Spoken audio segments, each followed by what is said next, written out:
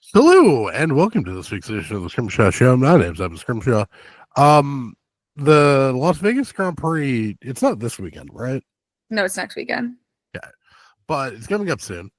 We've got this lull in the calendar. Max Verstappen is almost assuredly going to win the world championship. I was wrong because I did believe in Lando Norris somehow. And I have Formula Whatever back on the pod to talk about I don't want to say it's the biggest bag fumble in recent F1 history, but Max Verstappen has currently netted points since the Miami Grand Prix. So I do have to say this might be one of the worst title fights in F1 history. How you doing? I will say, I think I've been giving Lando Norris too much credit because I've been saying, like, there was never really a chance. But I went back and listened to our last podcast, and there was such a real chance, especially when you consider McLaren has been the fastest since Imola. You know what I mean? Like, that was a third of the way through the season. Yeah. Max just did what he had to do. If Charles, if George, if Lewis, I would even possibly say Fernando, although Fernando's secretly having like a dog shit season. I'm convinced if any of Lewis, Charles, and George was in that car, Max would be sweating bullets going into this final triple header. Because I honestly, I do think that you've given Lando too much credit of like, no, there was never a path. There absolutely was a path. He just kept blowing opportunities. And I think that's where, so that's going to be the bulk of the podcast. We're going to do some 2025 predictions. We're going to talk about, the new additions to the grid since the last time we spoke. We're going to play a little bit of what the fuck should Red Bull do? And then we'll do some predictions for the end of the season as well. But I think the bulk of this is going to be going through. I want to definitively rank all the ways that Lando Norris blew this title fight. Okay, can I start with number one? Sure, yeah. If you would like to put one forward. Winning Zandvoort and saying "Simply Lovely" because that was the moment that Max Verstappen locked the fuck in. So that wasn't going to be number one on my list. That was definitely high on my list. I assume that you have been on the F1 internet this weekend and you have seen the Lando stands have a meltdown because Max put the think differently thing on his e-racing fucking car. And Lando fans have been losing their minds. It's like, guys, what did you think the Simply Lovely was? What did you think the Lando Simply Lovely was if you think that that's like an unacceptable clapback? At the time, I even said in my race recap video, I was like, I kind of like it. We're getting chippy. Like, in a world like that was Lando looking at Max and being like, I'm coming for you. The problem was that he wasn't coming for him. Like, that was ordinarily, you just have, if you're going to pick a fight like that, you just have to then win the fight. Otherwise it's not cool. To quote The Wire, if you come with the king, you best not miss. Right. Like, if you're going to throw out the Simply Lovely, you can't then get overtaken by your teammate and Charles Leclerc in the first corner of the next race. You know what I mean? Like, it's just not, it's also like, there is something to be said. Maybe this is Belichickian of me, but I do think that there's something to be said for giving someone, especially someone like Max, bulletin board material. So what you're saying is that Lando should have just said on to Monza? Well, Bill did that after they lost. No, I liked that he did that. He was like, I'm coming for the title. But unfortunately for him, he was simply not coming for the title. But I think that then that opens up when Max wins the title for him to get a little chippy back. I kind of like it. Like, I don't think that there's real, true animosity there. Maybe on Lando's part as kind of like a misplaced frustration with how the end of his season has gone, but it's not Barrichello Schumacher deep. You know what I mean? Well, the reason that there's no real animosity on Max's part is that he's going to win this title by 40 points at minimum, right? Yes, and it's genuinely, I just think that despite very obviously having the best car, what Lando Norris has done is honestly a service to all Max Verstappen, Sebastian Vettel, and Lewis Hamilton fans, where we now have a definitive answer of whether or not it was just the car. That's so rude. I mean, it's true, but it's so rude. They have had objectively the fastest car since Emma, and even it's not from me. That's from Sky Sports, from every F1 journalist in the world. And Lando Norris has won 2 races. 3. Miami. Oh yeah, Miami. 3. Zandvoort, Singapore. Yeah. And even like 6th in Brazil, like 4th in the US, 5th in Spa. Like, it's just, he's not, even when Lewis or Seb or whoever lost, they were second. You know, like, it was clear and away. And yeah, like, we have had our answer. And now it was only for this. Lando fans are lucky because it was only for the second part of the season. So they can, it's not definitive, but I have long said, like, I think that, Lando fans, McLaren being at the front of the grid is ultimately, it's not a bad thing for Lando Norris. Obviously he wants that, but I do think that in the midfield, you get credit for all of your successes and far less attention and blame for your mistakes, because people aren't paying attention to, like, when you're having a bad weekend and you're fucking suffering in P8. When you're at the front, people are paying attention. I mean, look at what's happened to Mercedes, right? Like, basically, at this point, the only time we talk about Mercedes is when one of their drivers does something good, right? When Aaron was in that zone for years, and so right, exactly. To be fair, but he stepped to the front and he proved himself. Except the thing is, did he? I mean, he beat Lewis. I mean, well, I'm not fucking getting into the Abu Dhabi of it all, but he went toe-to-toe with Lewis and was successful ultimately, but also had moments of success in that, far more than Lando has against Max. Sure. Like, I think the thing for me about Lando is that he is cosplaying as a title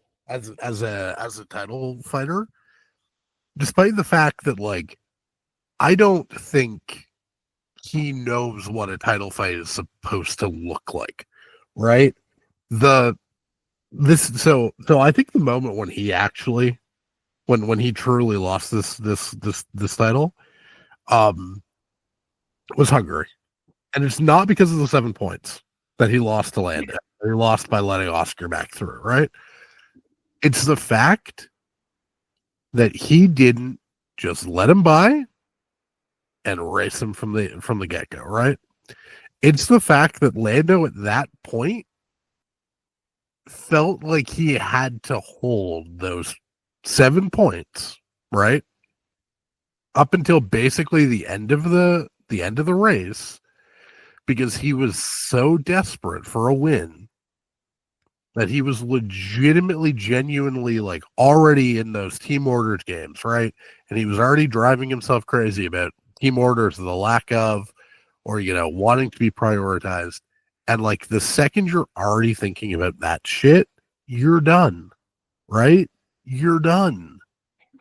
Your response should have been, I want to pass Oscar on track, not I want my team to do it for me. And then just have them let me get away with it, and taking my teammates' first ever career win, right?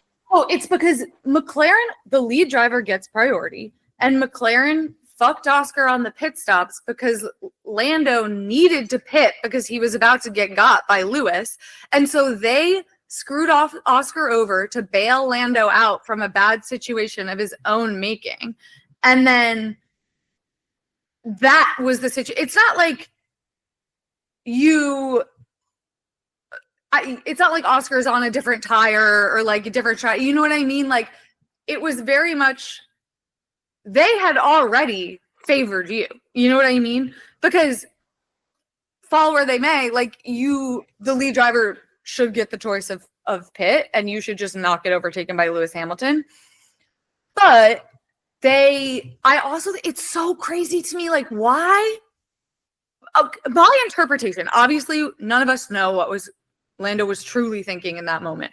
But the only way the end behavior makes sense to me is if he, in his mind, was like, fuck them all, I'm not giving it back. And then he got like manipulated. But people say that as like a bad thing, but it's just like, that just is what it is. You know what I mean? But then he let them talk him back into giving it back. Like, he couldn't, go through with it. That is the worst of both worlds, because you either have to do it or don't. Like, the fact that he did it halfway is, I think you're right, like, probably the most damning decision he could have made, because he created the problem without getting the win. Like, he still had to have all of the same conversations that he would have had to have had he, quote unquote, stolen that win from Oscar. And like, but think about what happened like after that, right? They go to Belgium. He just like completely shits the bed in that qualifying. Doesn't even get close to Max. Fucks up turn one, and ends up somehow finishing behind Max on the road. Right? Just a truly pathetic thing, given that Max took a 10th-place grid drop that day. Right?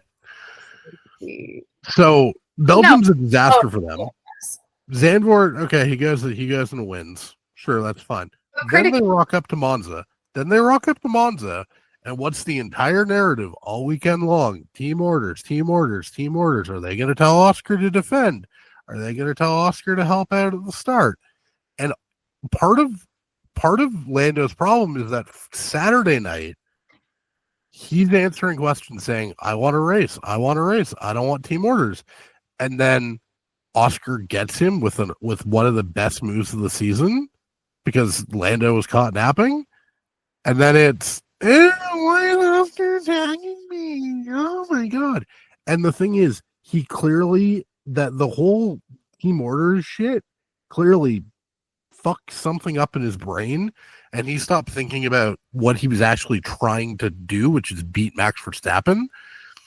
Because the thing is, I don't know if I think he somehow got it in his head that Oscar shouldn't attack him in Monza, right? That he somehow deserves for him not to. And he's trying to play both sides of every game, and he ended up just coming out all fucking sideways. Well, and also the thing is, by making the Monza start, like by throwing this hissy fit over what happened at the start, and that Oscar, it was a dirty move or whatever. The problem is, number one, that would be, you have bottled, like, the start situation is crazy. There's like one race where he didn't immediately lose places on the start. And so to be like, how dare Oscar pass me when you get past every single time? And also, all it did was make one of probably like the 5 moments or moves that people are going to remember for this season, you getting absolutely mugged by both your own teammate and Charles into turn 1 at Monza. Yeah, I mean, I really think like there's like a mental toughness, like a mental je ne sais quoi to like being a champion, and like it really seems like I'm gonna say something, and this is gonna seem rude. Toughness. It's like this weird neurotic, like obsession and self-belief that like you just have to have. Because like it's not that I'm like, oh, Lando's like mentally weak. Like I just think that I think Lando has the pace to be a WDC and not the mentality. I actually think Oscar has the mentality to be a WDC, and I don't know if he has the pace. See, I think that Lando's not that guy, and he knows it, and that's why he is like he is.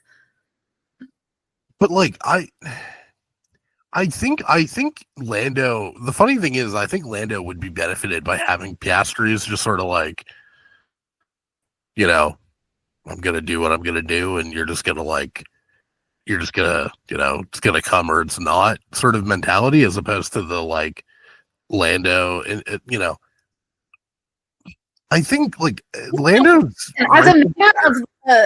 as the member of the give a fuck community, like I don't think, but there are so many F1 drivers who clearly gave all of the fucks in the entire world, like Nico, and I would argue Seb, Prost, Mika Hakkinen. Like, I feel like you can be.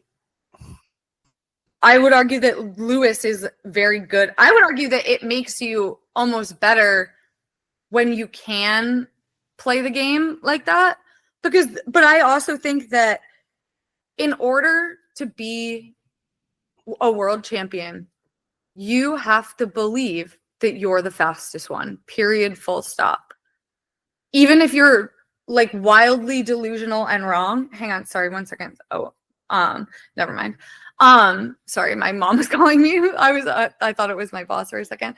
Even if you're crazy for thinking that in that moment, like Max Verstappen walked onto that grid at like 12 years old and was like, I'm ready to fight God. And that's kind of what you have to do. But I think that, I mean, yeah, you do have to be prepared. You do have to think that you're the fastest, even if you're in, the shittiest of a Williams or the, most unreliable of a Sauber or whatever. I just think you can't you can't be losing the give a fuck war. You can't be losing the give a fuck war and not be winning races, right? Like, you either have to be achieving results and be sort of on that edge of like potentially caring a bit too much, but this, like, I care extremely deeply, but also I keep fucking up. Like, that is just not a healthy mentality. And I think the thing is, if you're gonna try and claim, as McLaren are now claiming, that this was never a title fight, it was a title fight, and you're lying. And it's just, at some point, we need to have the conversation of like, is Lando Norris good enough to be a world champion? Oh, I mean, I have never thought that he is, but I also think, like, I mean, I don't know. I don't think he's like a bad driver or anything. Like, I think he is still very good, but like, I just don't see him on like so few. I think we underestimate how few people get to become world champions. You know what I mean?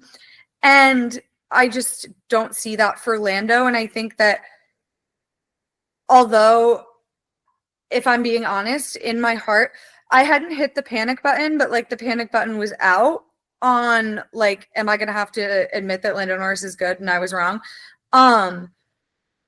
But once again, because we have instilled in this belief in us by the Lewises, the Sebs, and the Maxes of the world, that if you get into the fastest car, it's so easy to win every weekend, win the whole weekend, and waltz back away, and you just have the fastest car, and anyone could do that. And we found out that that's not true. To perform like that week in and week out and constantly be executing flawlessly is a very, very difficult thing to do. And like, it just happens that we have become more specialized in recruiting talent, and the to an extent, the talent rises to the top. So these people get these chances. And then we also have realized since, the turn of the century that it's probably better. And also just like these people have to go to work 9 to 5 every day, like the office environment. Imagine how it was in Mercedes in 2015. Imagine you're just like, I don't know, like the cook they bring along. And like now it's awkward for everyone. You're just a random person. Like, and now you have to sit in tense silence as well. So it's easier for all involved if you just hire someone who you're like, there's no number 1 and number 2 driver, which is the truth because the other person isn't good enough to make that conversation relevant. Do you remember how many points George beat Lando by in F2? No, I can look it up. I know I have the number. Oh, no. How much is it? 68 points. That's a lot. Yeah. Would you like to know how many times Lando Norris won in that F2 season? Was it none? He won the first feature race in Bahrain. He had 4 third places in 3 seconds. Okay. George won 1, 2, 3, 4, 5, 6, 7 times. That's it. Yeah, listen, I view George as a potential competitor to Charles. Like, and obviously I view Lando as that too, because he is like narratively, but I have always been 100, like if you put Lando Norris and Charles Leclerc into equal machinery and had them race, had them do a qualifying, like, and had them be teammates over the course of the season, I would bet everything I own on Charles winning. Yeah, probably. Like, whereas I think with George, I'd lean Charles, but I wouldn't feel nearly as confident. I still believe that Charles would beat him, but I wouldn't bet all of my possessions in the world. I mean, George is really, really impressive, and I feel like kicking the ever-loving shit out of Lewis Hamilton is like worthy of more praise than he is getting for it. He's beating him. Let's not. I also think that, but that's because Lewis has outqualified him like 4 times this season. I also just think it is fundamentally different when you're fighting at the front. Like, and you really don't know until someone gets there if they are capable of delivering in that situation. Yeah, you mean like when George? You mean like when George put it on pole two weeks in a row, and Lewis put it in 2nd and 7th, respectively. Listen, Lewis Hamilton he's not here. He's here in body, but not in spirit. He has checked out, and like I love that for him. We are just gonna see next year. Like we just will see. We're gonna see Charles like 18-6 him in qualifying. I mean, as much as I love Lewis, I would like for that to happen because it would. I have to think of Seb and the narrative. You know what I mean? Like it would be good for Seb if Lewis got beat by Charles when we're playing the teammate math game. You know what I mean? Oh my god. Okay, okay. But let's go to our third thing where Lando lost the championship. His complete inability to hold a lap on the lead. Okay. Oh my god. So let's see if we can get all of these properly. I'm doing this off the dome because that's just how I like to do these things. So we have China, where he tries to hold it around the outside against Lewis, despite the fact that there was never a universe in which that was going to work in the sprint. And he loses like 6 places. Spain, he goes 1st to 3rd because George goes 4th to 1st on him. Hungary, he gets beat down the inside by Oscar. Belgium, he runs into the gravel and loses like 4 places. Zandvoort, he loses 1st place to Max for 15 laps. Yeah, and then gets it back. Monza, he loses 2 places, does not get either of them back. They it's really not talked about enough, like in all of the discourse, how much he got eaten up in that corner. Like nobody has ever. It's one of the worst first corner muggings I've ever seen. Yeah, no, it was truly, truly bad.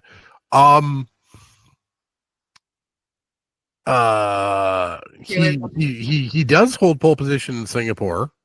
Then we rock up Dakota. Then we rock up Dakota where he goes first to fourth again? No, didn't he gain positions in Coda? I thought he qualified low. Maybe that was Mexico. No, that's the one where that's where Charles just comes in where Max and Lando are fighting and Charles just goes, "Oh, cool, thank you. I will just take your place." Oh, yes. No, are you thinking of Baku where he qualifies 17th? Yeah, I think I am. He qualified, yes, because he did gain a place. Yeah, he gained a place. I think it was on.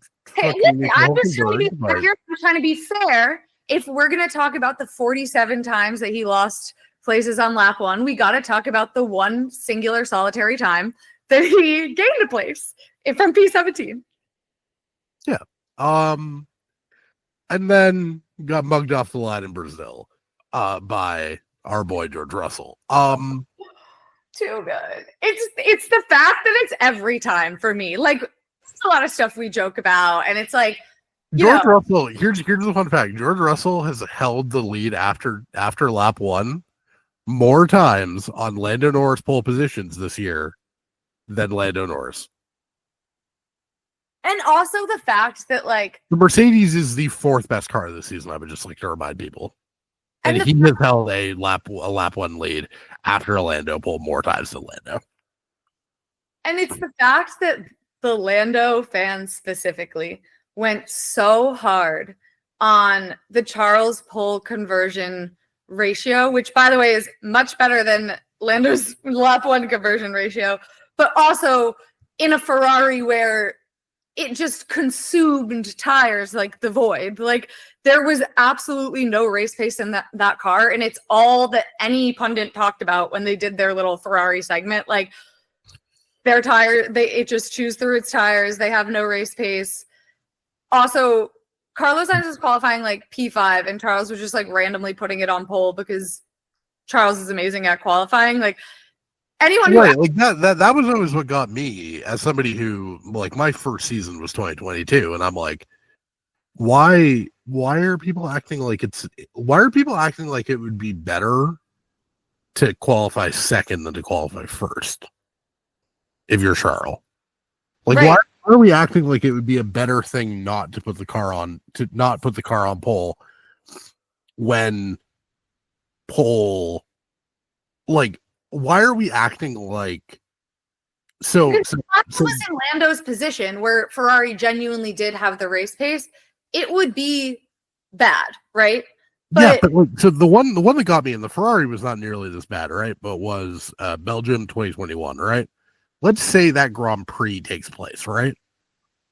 What do we think George ends up in that race? 8th, maybe? Yeah, ideally in the points. But 8th-ish. Yeah. I'm sorry, that wouldn't be a failure, right? No. And dumb people I'm sure would say it was a failure somehow, but it's not Charles's fault that he put the car above where it should be, especially given that Carlos Sainz fucking sucks.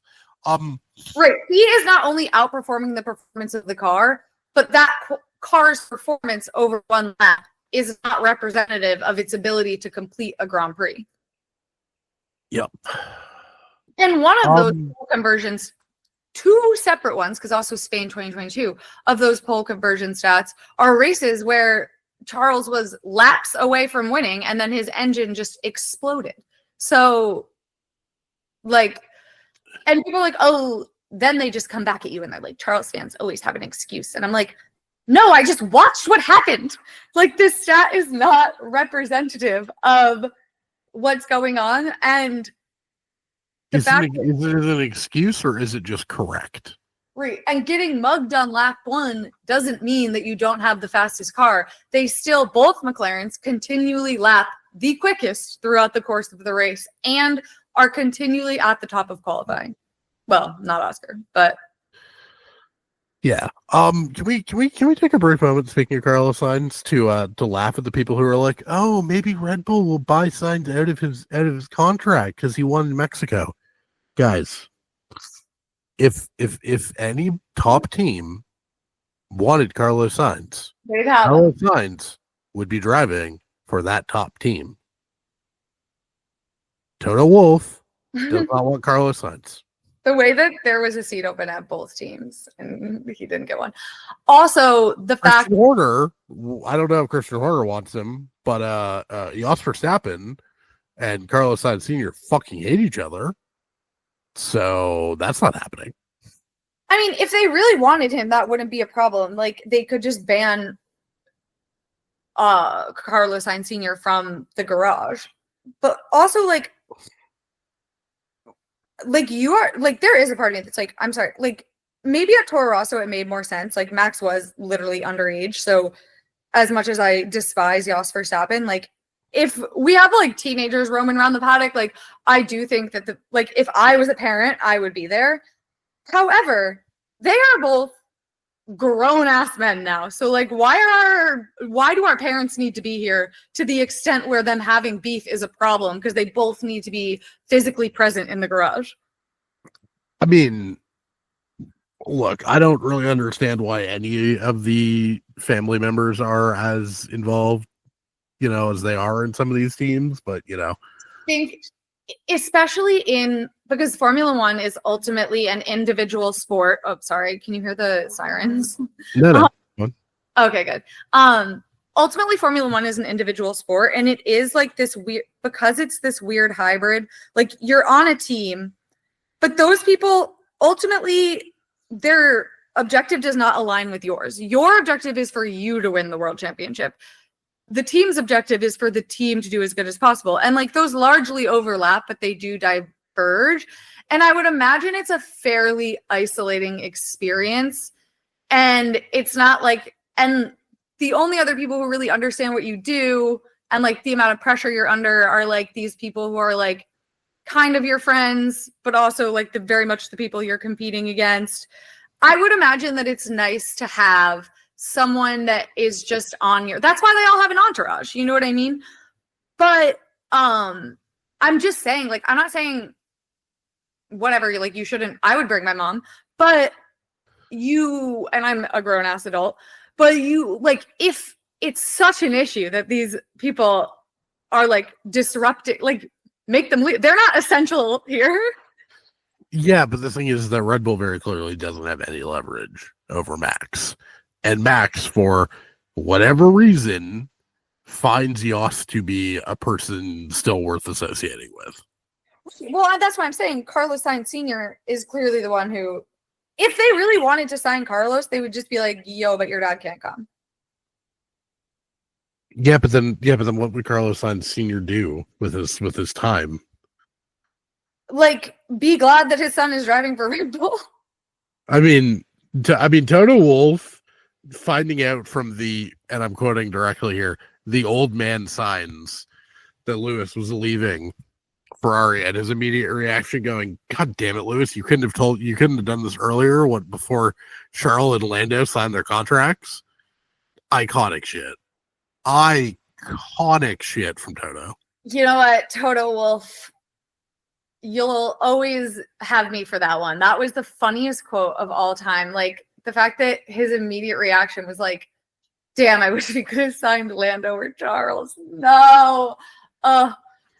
The commentary, like, did Ferrari fire the wrong driver? Like, where was that in Brazil? Why do you hate Martin Brundle so much? Genuinely, he is like, it is like a parasocial enemy at this point. But like, the craziest part about it is that I don't want him to go away. Like, I don't want him to not be on the broadcast. Like, I enjoy feuding with him. You don't want Danica Patrick and Crofty together? I'll genuinely kill myself. Like, I would not watch Sky if that happened. Like, I'm not going to watch Sky in Vegas. Like, I have no desire. Okay, this is like mean. Well, I don't care. Well, I don't know why I just said that. Like, I care.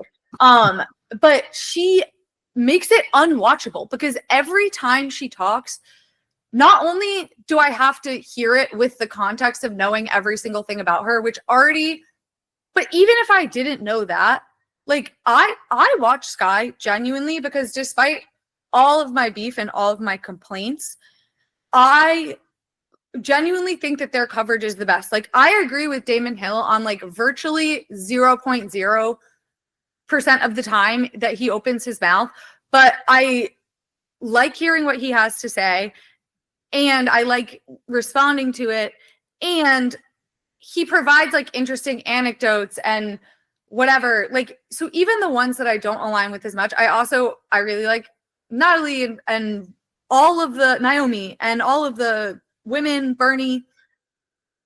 The problem with her is that every time, but even the ones I don't like, it's not like they say something and I'm just like physically unable to watch it. Like with her, it's just so, it's giving when you didn't read the book in English class and you're like trying to come up with a contribution to the discussion based on everything everyone else had said, and you're not very smart.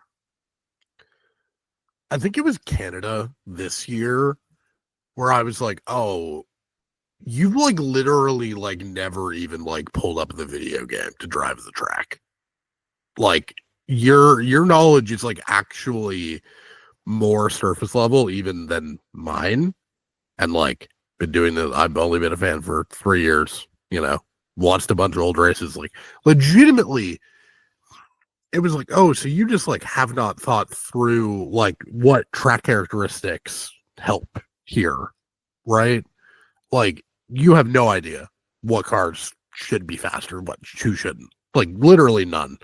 Oh my god. Yeah, it's like she's not even paying attention to the season. Like beyond her being a despicable person, like she's bad. She's bad on the broadcast and would be unwatchable regardless of the fact. But like it's not even the Trump thing, which it is the Trump thing, first of all, for me. But in terms of Sky Sports, like whatever, he's the president, like, or gonna be the president, like you're allowed to, I guess, associate. But by the way, I just have to say, Crofty, I absolutely love that he ruined Lando's first race win with a Trump pun. Beautiful. I love it. I forever linking the two, truly.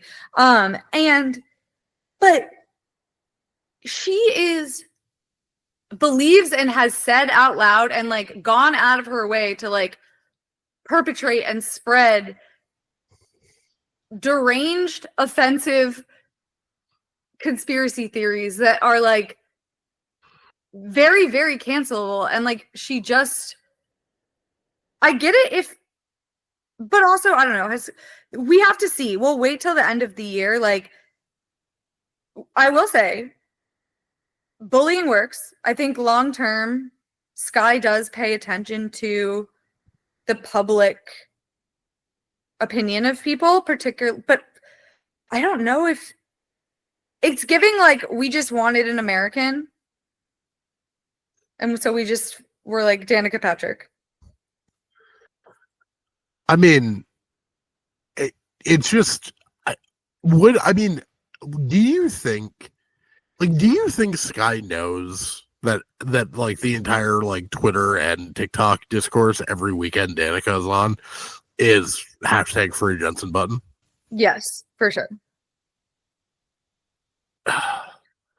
Like, is Nico going to be in Vegas?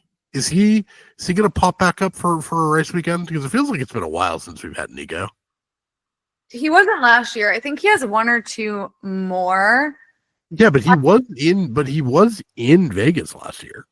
Yeah. Tell that story to the people. He was in Silverstone. He wasn't on the Silverstone broadcast. Well, no, that seems to have been he wanted to watch Lewis win. So he just like rocked up to England on Sunday. It's giving Carly Kloss buying a general admission ticket to the Taylor Swift concert. He's funding PhDs at Oxford in like some environmental studies shit. And they're doing an experiment with the bugs. Not 100% sure. I don't remember. I did a whole video on it at the time. And like he gave a little like talk and everything to like the corporate people. But then he was just in the stands. Like I'm sure he wasn't. I'm sure he was in one of the like hospitality areas, but he was walking around like the fan area. I love Nico. So like he didn't have to do that. Well, no, but I think he wanted to see, I think he wanted to see Lewis win sincerely. The thought of him in the grandstands, it's beautiful. It's like genuine. And the fact that I also just think it's so funny of him and like romantic in the literary sense to be like, I'm just going to watch from the grandstands, or probably a very nice hospitality area. I think he was probably with the Oxford people, if we're being honest. I like to imagine him. He bought a grandstand ticket. I'm going to be a fan of the people. Do you think if Toto, let's play this out. Do you think if Nico had just like texted Toto and said, "Hey, can I watch the race from the Mercedes garage?" Do you think Toto would say yes? It's in the Mercedes garage sense, but he also has a lifetime paddock pass as a world champion, so he doesn't need to text anybody. Like he has. No, but if he wants to watch it, like standing beside Toto, because like, would Toto be like, "Yes, I would love to. I would love to have you stand beside me and watch this race." In the famous, Kimi Antonelli, what used to be the George Russell sort of spot. Oh yeah, he always has a minion on hand. Right. Like, would Toto say yes to that, or would he be like that would be too painful to Lewis?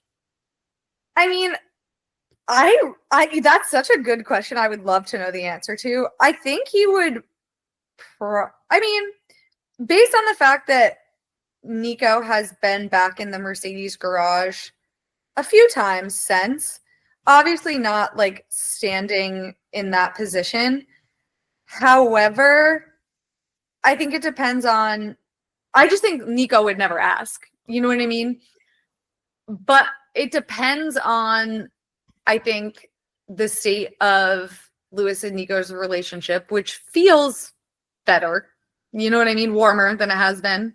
He's allowed to interview him now. Lewis is saying his name. Things have thawed for sure. And I also think it depends on Nico and Toto's relationship, which is always an interesting one for me. I feel like they are likely still close, even though we don't outwardly have that many signs of that. But just based on like the way they interact and like the way they speak about each other and stuff, I also think that Nico is like low-key trying to fashion himself in the style of Toto Wolff. Like he's going into venture capital. He owns the Extreme E team. In my mind, Nico Rosberg is like gonna buy a Formula One team in 10 years. Like I've written that, inked that in pen. So here's the real interesting question. It is 2035. Toto Wolff announces he is stepping down as team principal of Mercedes, and he is going to continue to own his third of the team, but he is stepping back from a hands-on position. Nico Rosberg or James Vowles, who's the next team principal at Mercedes? Well, I think it depends on what Nico does between then and now. You know what I mean? Because right now, should neither of them add anything else to their resume? Well, it also depends on how well the Williams experiment goes.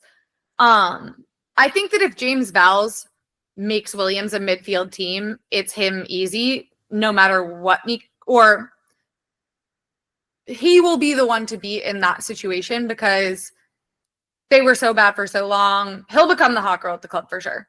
But I also think that if Nico buys a team or is in some way like an executive, if he adds positively to his resume,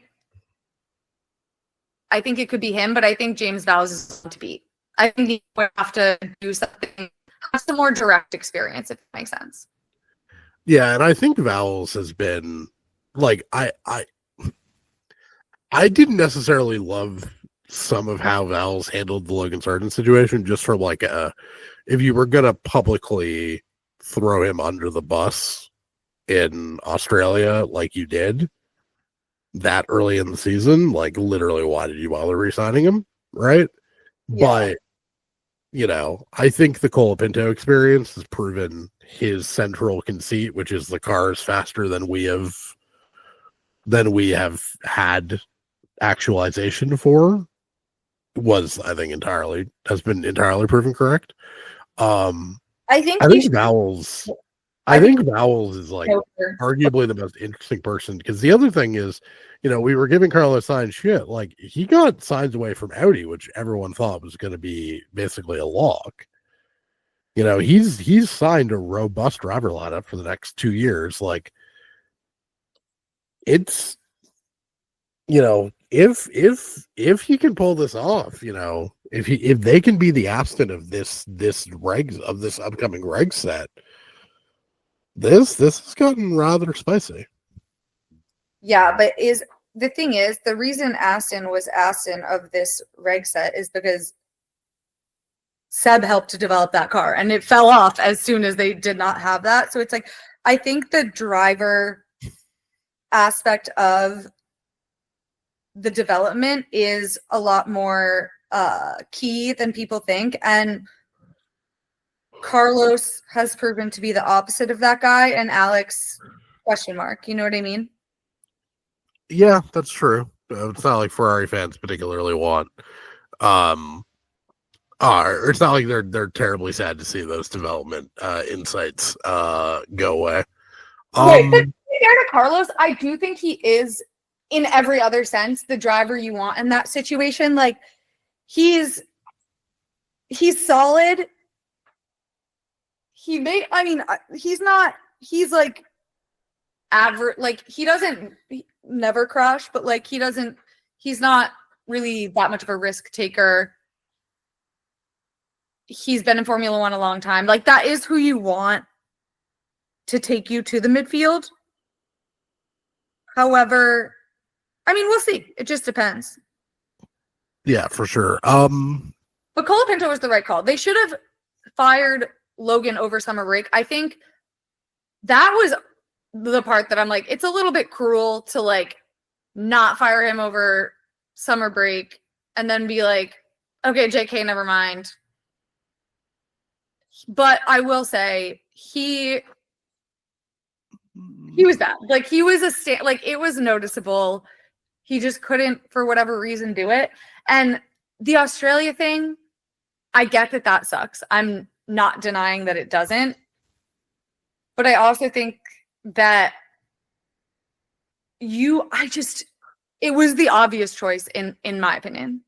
Except I will still defend the idea that I was right for 2 reasons. One, Alex didn't get points at that race, despite the fact that Max, George, and Lewis all DNF'd. Okay, so right? Logan Sargent would have, like, be fucking for real. No, but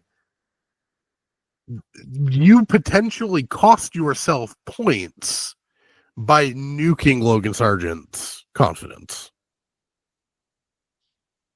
No, I'm sorry. Like, if your confidence was at a point prior to that where you're so shaken, because it is a mathematical equation. You only have one car, and Alex has a far greater chance, mathematically, of scoring points than you do. And yes, he didn't score points, but it also does matter where you finish for the constructors, because that's the tiebreaker. So you have to know up to, like, Logan Sargent isn't an idiot. Like, he knows that Alex is like crushing him. Okay, but here's the thing. You pulled the gamble. You got 3 DNFs ahead of you. You still didn't score a point. And you've now nuked your driver's confidence by essentially making him a lame duck from the beginning of the fucking season. He wasn't a lame duck. If he had come back and performed after that, he would. But like, you're gonna be so. That's like castrating your boyfriend and then being like, well, if he can get it up and make me come, then I'll stay with him. I completely disagree with that sentiment. I think you literally, like, if your confidence is more shaken by that than putting it into the wall 857 times. But he hadn't put it into the wall yet this season. Well, he did 6 times last year. And yes, he absolutely had. Up to Australia? No, not on the first 2 weekends. Where was... I'm looking for where Alex is in the... I mean... I don't know, man. Alex crashing and he gets to take my car. I'd feel pretty fucking betrayed by that. Right. So be like, I'm going to prove it to them. I'm going to come back and do it. I think that if anything can shake you mentally that much, you do not belong inside of a Formula One car. Like, because things are you're going to have setbacks that maybe it's not that specific situation, but it's where things are not fair. Like, Formula One is fundamentally unfair. But isn't Alex Albon a great example of the effect of confidence in a car? And how talent can be, unrepresented, or results can be unrepresentative. Yeah, but that was the actual car. Like, the thing with the Red Bull is that I think we've all kind of universally agreed upon is that because Max Verstappen can adapt to virtually any car, he has then that means that Adrian Newey can push it further and further and further and further, whereas to the point where it is virtually undrivable by someone who is not Max Verstappen. The issue with Logan Sargent's confidence is not the car. It's that you think he's like too sad to go fast. Yikes. I mean, you're not wrong. I'm just trying to defend my boy. It's like you have to come into each weekend with the belief that you are going to be the fastest one around the track and to make the car work for you as much as possible. And listen, I'm going to never say never. I think it's always tough when a driver only gets like one look, one situation because you don't know. The situation is important, but okay, so he maybe could have been Lance Stroll. You know what I mean? Like, why does Zhou Guanyu get 3 seasons? Right, he could have maybe been Zhou. Like, but why was the F1 media's like Logan's the worst driver on the grid when he like objectively was better than Zhou for most of the year? Because Zhou is outperforming Bottas. No, he's literally not. He's like he's outqualified him like 2 times.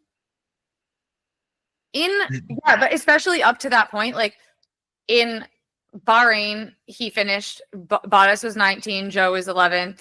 In this year, in Saudi, Bottas was 1 place ahead of him. And then the same thing for Australia. And then he crashed in Japan, but then Bottas crashed in China, and then he beat Bottas in Miami. Oh, wow. I've completely forgotten that Zhou was competent at the beginning of the season because it's just been P20, P20, P20 for like months now. Yeah, he's been struggling. Well, they're just like bottom of the barrel. The difference is... Are they bottom of the barrel or does Zhou just suck? Well, does Bottas suck? Yes. Fair enough. No, he doesn't. He's a good driver. He's just not a great driver. But like at the beginning of the season, Alex was P15 and Logan was P20. And then he was P11 and Logan was P13. Like 14 rather. Valtteri Bottas is 23rd in a 20-man championship. He's getting, unfortunately, Logan Sargent did get smoked in it. But like Mick Schumacher got just as much shit as Logan Sargent did and performed objective. At least he showed some fight. You know what I mean? Okay, except here's the thing though. Mick Schumacher is a Nepo baby who only has a seat because we feel terrible about the fact that what happened to Michael. Logan Sargent also is a Nepo baby who only has a seat because they wanted American buy-in and probably a large investment from a company tangentially connected to his family. I'm not saying you're wrong. I'm just saying Mick Schumacher never deserved to be an F1. I mean, what does deserve mean? None of them, it's not, you don't get to Formula One on merit alone. Like, none of them, Max didn't deserve to be in at 15. Like, he skipped F2. But, like, you take your chance. You make the most of it. I'm not saying, like, Mick did not do that well, but I'm just giving an example of Mick Schumacher is a fraud. Is Ferrari winning Vegas? I mean, I'm never going to sit here and be like guaranteed Ferrari's going to do anything because Ferrari could be 1 full minute faster than the rest of the field, and then send Charles out with mismatched tires for the last run in quali and he has to start from the pit lane. Like, one thing about Ferrari is they will find a way to lose, and it'll be increasingly convoluted and comical each and every time as if they are personally mocking you. But I do think Charles has a very good chance of winning. The track was really good for Ferrari last year. Obviously, they're much closer to the front of the field now. McLaren's biggest relative weakness is still straight line speed. Vegas is very heavy on the straights. Like, I kind of think this should be a Ferrari 1-2 with relative ease. Same. I think, yeah, I could see Charles winning because I also think that the overtaking potential of this track was like vastly overstated last year because they were bunched up with a safety car at a very convenient time after they'd all just pitted. So I feel like it could be because Ferrari's race pace has kind of not gone away, but like definitely fallen off a little bit where it was at its second high. But I feel like I could see Charles getting out front, building like a 6-second gap, and then if they execute correctly, being able to stay ahead. Yeah, I think this is more so about the fact that I think the McLarens are going to be bad here, and I still just don't think the Red Bull has a hell of a lot of pace. Yeah, Red Bull's I kind of think this is going to be like a Max, Lando, Oscar. Maybe the Mercs get lucky. And now, cold temperatures should help Mercedes a bit because they don't like worm tracks.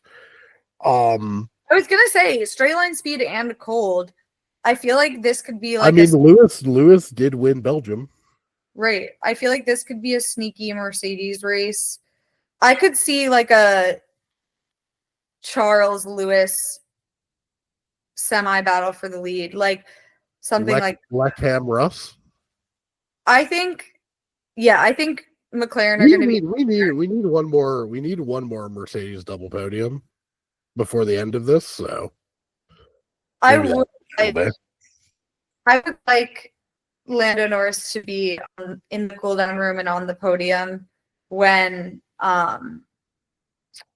Max wins the title this weekend. Counterpoint. No, what I want is the dream that I had after the Brazilian Grand Prix, where Charles gives Max the place so that Max can win the championship. Oh. I want that to happen. That he just needs 4 points over Lando. No. He just needs to not lose to Lando by 2.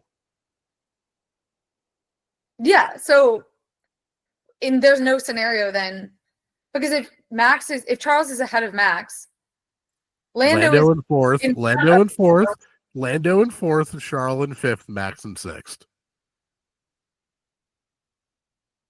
Yeah, but so letting Max by doesn't help. Oh, because then he's then Max would be only 2 points down. Max doesn't need any help winning a world championship, and also no, but it is very funny that my brain just decided it was gonna dream up some fucking RPFS nonsense.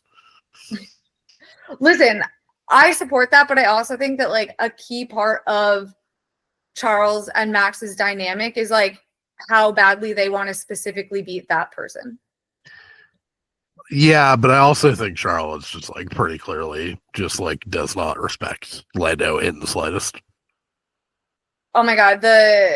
I'm not going to sit here and talk about who Charles Leclerc does or does not respect because I do not know the man, but I will say it is interesting because like there clearly is a social dynamic at play there, right? These people they live in like college dorms essentially and travel the world together 6 months a year. Like you've also grown up with a lot of them. It's impossible for there not to be a dynamic.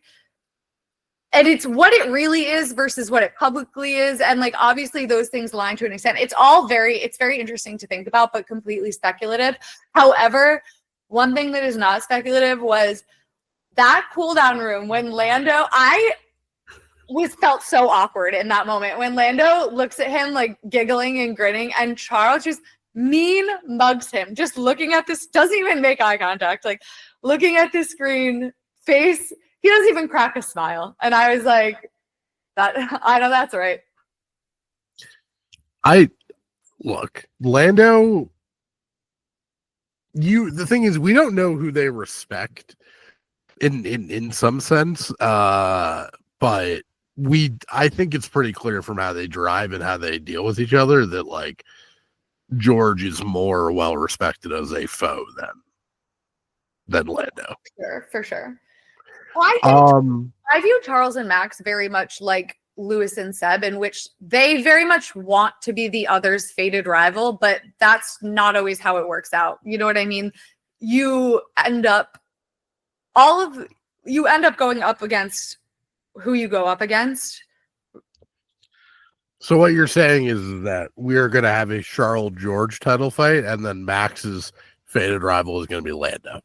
Oh, that would be a terrible fate for Max Verstappen. No, I want the Charles and Max title fight of our dreams. It just annoys me that people act like it's already happened. And I'm like, but no, we haven't gotten to like the peak of the loop yet. You know what I mean? Like the thing that makes this all a thing hasn't even happened. I mean, okay. I think in terms of like the off track of it all and like the narratives, Verstappen title fight is absolutely what we need in life. Also, and they're gonna scrap, they're gonna fight, they're gonna be bitchy, like they're gonna turn on each other in a heartbeat, but like they'll also come back around. That's part of it. You know what I mean? Well, yeah, because the two of them, like, they'll still be eye fucking each other as they're giving their evil quotes about how terrible they are to each other. But how much of a bastard they are for what they did at turn 6 or whatever. It's going to be great. They both also remarkably like wet cats after the race when they're pissed. And I just think that would add to the vibe. Right.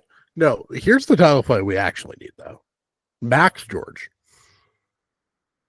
The level of terrorism would be unprecedented. Terrorism.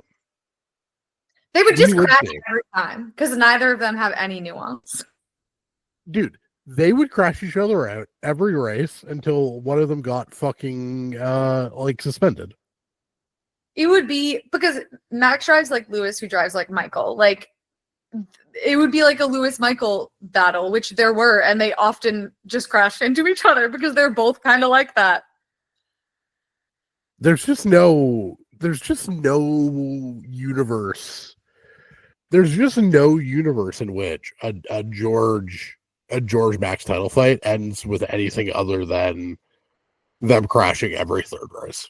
They would come to physical blows but also comically early. Like we would be. Dude, Max wanted to beat the shit out of George for fucking Baku 2023. A literal sprint race. Like, is it that deep? Like,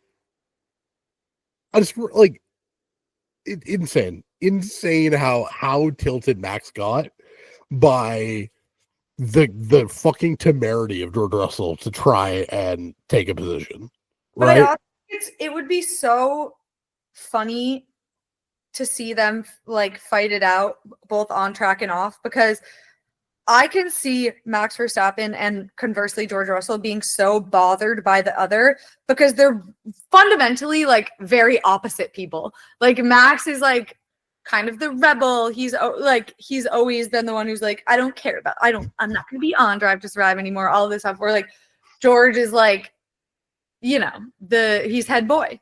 So it would just be, it would be so funny. And I would like that because I love a good title fight where I don't really have a dog in the fight. You know what I mean? Where I am not going to be so emotionally devastated if the outcome that I want to happen doesn't happen. A Charles Max title or a Charles George title fight is just like terrible, because then you and I will just hate each other. Yeah. I'm going to have to like, a Charles title fight is going to be, I'm just going to be at war for a full calendar year. I need to start saving up my PTO.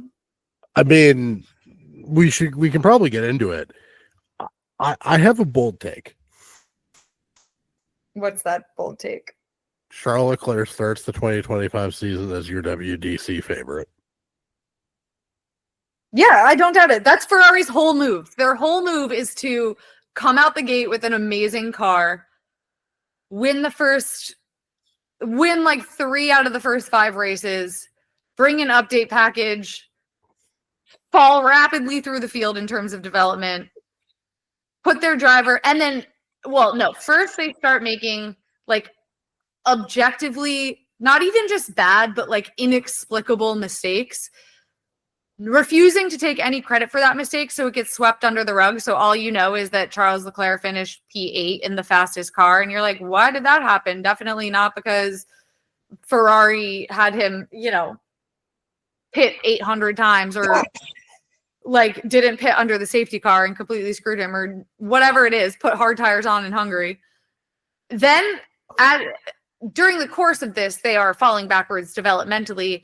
And then they continue to put their driver in positions where he has to compensate for their strategic mistakes, except for he's now doing so with a car that is not as fast as it was. And so as he's pushing and pushing and pushing to try to be where they say he should be, which is first, because they won't acknowledge the development and they won't acknowledge their own mistakes, the driver inevitably makes like one singular, very memorable mistake. And that's what everybody remembers. And that's the reason they didn't win, not the 8 other times his engine exploded.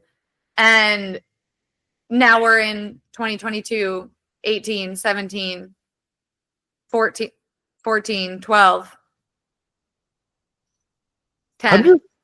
I'm just saying, I think 8. Because here's the thing. Here's the case for Ferrari optimism, okay?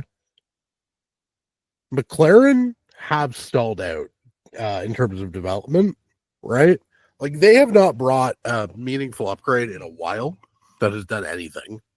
And I think on some level, they're starting to hit the wall that we've seen with Red Bull, which is like they just can't seem to get significantly more out of this car. 2, at some point, we have to stop treating Lando Norris like he's better than he is. He's not. This is who he is, and this is what he's able to accomplish. And that's fine. But in terms of, Lando Norris, like, this is a man who's had the fastest car for 16 races now, right? And he has 3 wins.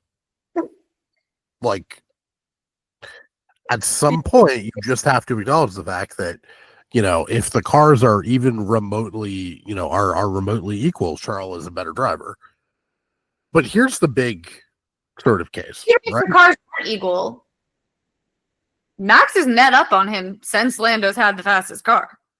Yeah, right. Like, he's but clearly- that's mostly. But like, I don't think Lando fucking up to the same extent that he has is plausible. But even still, you know, anything is possible. I mean, if he's going to keep the bed like he did this week, like he did in Brazil, like you don't have a title fight at all. But I don't think Red Bull is going to be a serious challenger in 25. I think they're just going to kind of sort out the new car. They are at the inflection point, but I think it's going to be a no because I think Adrian Newey, much as the Ferrari propagandists have immediately gone to work to prove otherwise, Adrian Newey has proven over and over and over again that he simply is that guy. And everybody said we just did the same thing in 2018, 2019, where they were like, Adrian Newey isn't that guy. Like, they were starting to doubt him, and they're like, you're just blaming the engine, like Red Bull, blah, blah, blah, blah, blah. And what happened as soon as they got an engine that wasn't absolute dog shit? 2021. So until proven other, like, yes, I'm sure they have a lot of really talented other people at Red Bull, but I think that they are, and I also think that it's difficult to frame. It's quite the coincidence that 2 weeks before Miami, Adrian Newey breaks his silence on everything, and the only thing he tells us is that he's no longer allowed in the Red Bull garage. And then Red Bull kind of backtracks and is like, no, he is allowed. He's just not working on the F1 project anymore. And then he's there in his jeans and polo instead of the team outfit. And Miami onward is the downfall. And like, it's hard. It's quite the coincidence. Yeah, and again, I think to the extent that Red Bull does have those people who, can sort of take on his legacy, I think the 2026 car is going to be their priority, and I think they're basically going to say, we got everything we could out of this generation of the cars, and we're moving on. We're on to Cincinnati. I also think like they've sort of figured it out at the end of this year, so I could see them being like, all right, we're going to try to... I mean, yeah, to the extent that Max is able to compete. I mean, is Max able to compete, or is he just like the GOAT wet weather driver? I mean, not necessarily compete for the win every week, but he's been in it. I mean, Max could not make up any ground on a Mercedes in Mexico. Yeah, they were fucking nowhere in Mexico. But, I mean, he was on the podium in Singapore and the U.S., but you're right. He has kind of been nowhere. I mean, by nowhere, I mean, like, P5. But, which is not... Yeah, even, like, Singapore was mostly about Ferrari just forgetting how to qualify. Yeah, that was crazy. Well, Carlos crashing didn't help. Certainly. His tires were cold also, and they refused to admit that was the case, even though over the radio they told Charles that his tires were cold because there'd been an issue. And then they asked them about it, and they were like, what? Yeah, okay. No. Anyway. So the case for optimism is that Ferrari, I kind of, unless Mercedes has been sandbagging 2025 pace by not really upgrading the 2024 car too much. I know they had the upgrades package at Coda, but like, unless there is some sandbagging going on, like, where a lot of the effort and energy is going to 25, like, I kind of think Mercedes are more 2026 contender too. Right. That if Mercedes think that they have the engine in 2026, the advantage you have by being the manufacturer is that you have that engine now. You know what I mean? Or at least the size, so you can start earlier than someone who you don't have to release that engine to until whenever they have to, Yeah. And also, like, let's just be very clear here. I don't think Mercedes cares about being second in the constructors in 2025. Like, I think they would much rather have a 2013-esque sort of like mediocre season That's what with I don't Jordan Kimmey, and It's- then just blitz the new regs than anything else. maybe this is just my like NFL brain once again, but the way that they act like they care about the constructors, because they're like, you're talking about like tens of millions of dollars. I was like, I can't express to you how little money that is, like in the grand scheme of what for a Mercedes, for a Ferrari, for a Red Bull, who have these marquee like Oracle sponsors, verbal. Like, we're not talking like tens of millions of dollars. You know what I mean? Well, especially given that, these teams were all spending 400 million pounds, Right. 5 years ago, 7 years ago for these cars, and now they're spending sub 200 million. Like, Right. none of these teams, like literally none of these teams are even close to being out of money. Like the 12 million bucks or whatever, 15 million bucks is Like, it's nothing. With merchant sponsorships alone, like each of them individually they're probably making like hundreds of millions of dollars. So the idea that like, but also now that it's about wind tunnel time, I could see people seeing that as more valuable than the money. But also, according to Adrian Newey, he just like doesn't care about the wind tunnel and he thinks it's unnecessary, and that they should just do the computers and then give them like a little bit of track time.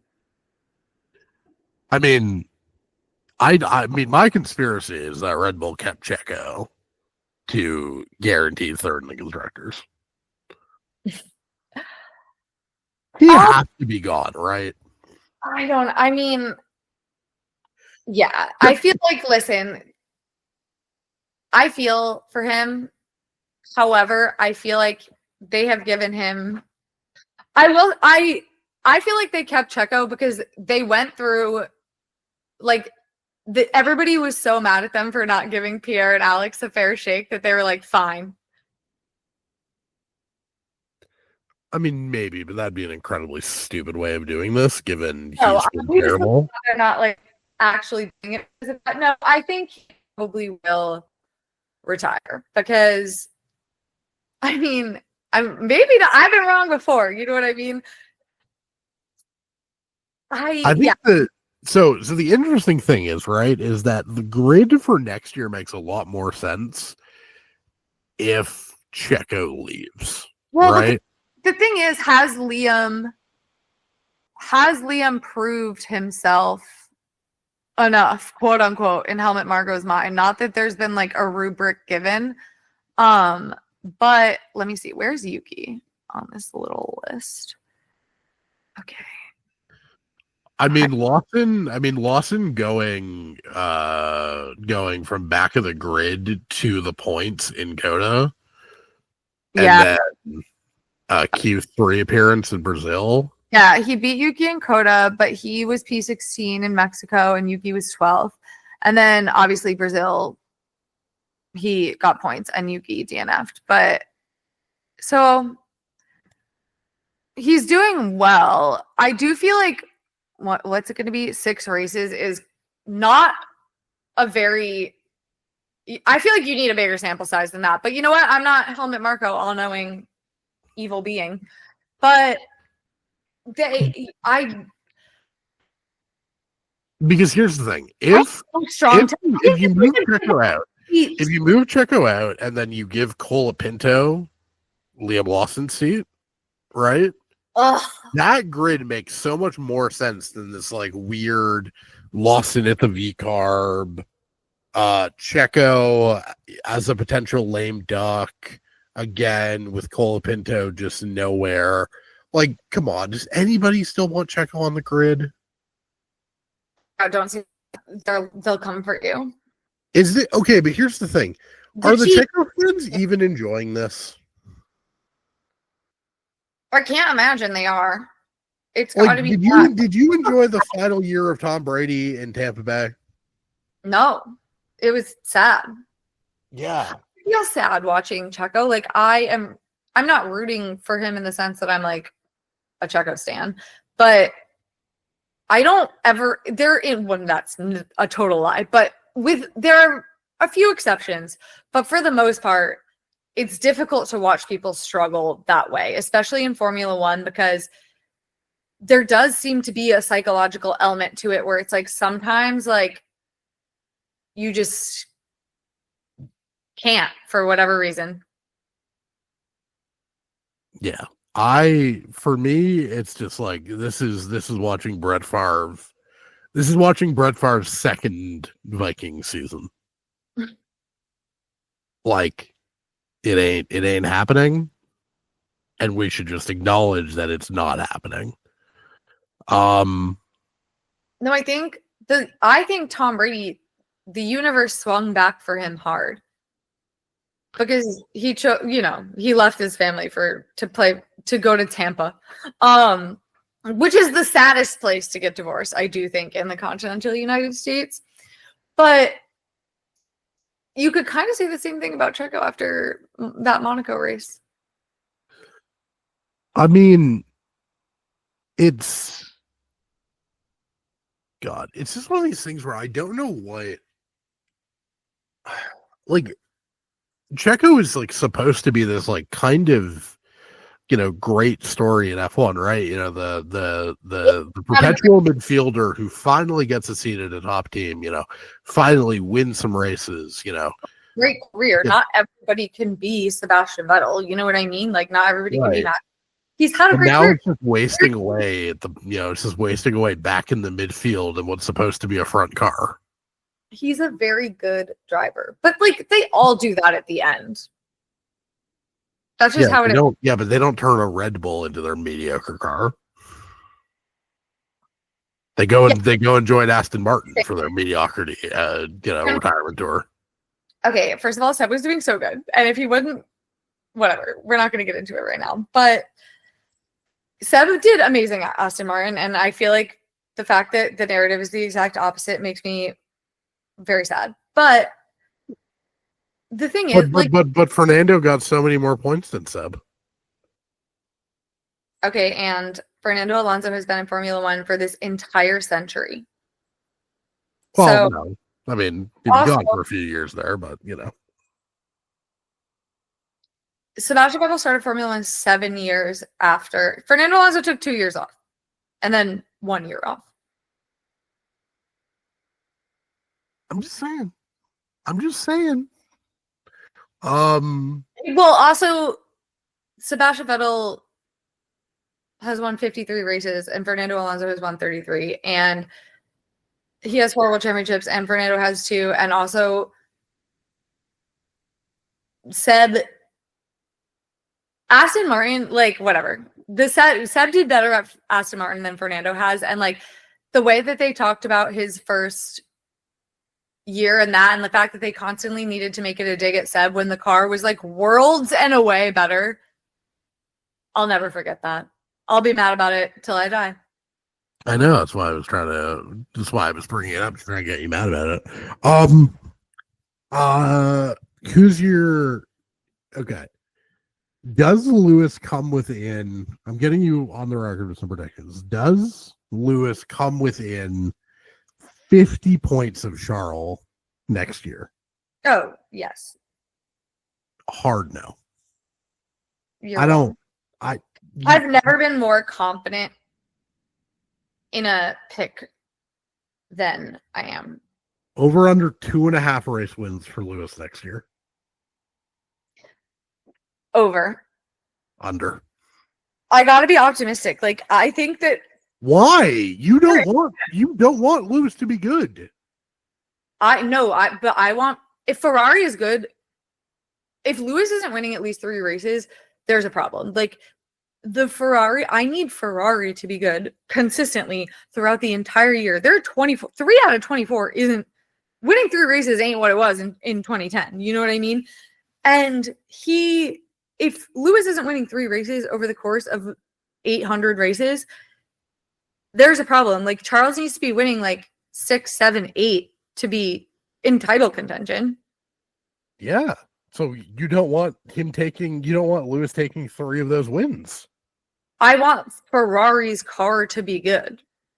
Charles is going to win no matter what. It's not about taking wins away from, like, Lewis is also going to be, if the Ferrari is good, Lewis will be competing. That is something that I believe firmly in my soul.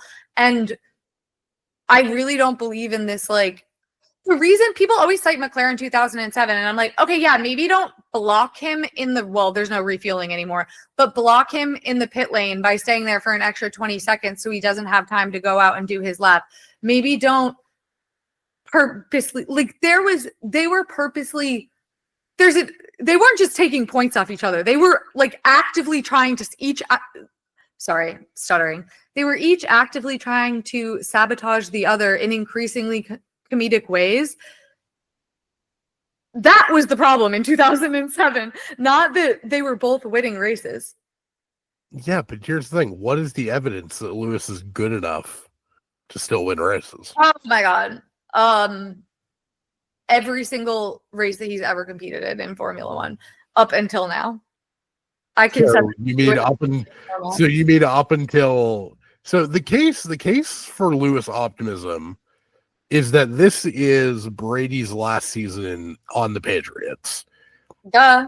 When he lost Ryan Tannehill, when he lost to Ryan Tannehill in the playoffs.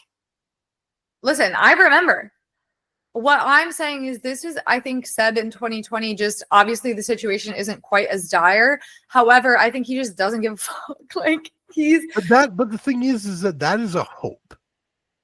Lewis Hamilton did not forget how to drive. He forgot how to qualify. He low-key has, but you know what? I believe. And also, with how close the grid is, if this motherfucker doesn't start qualifying better, he's going to be qualifying like P6.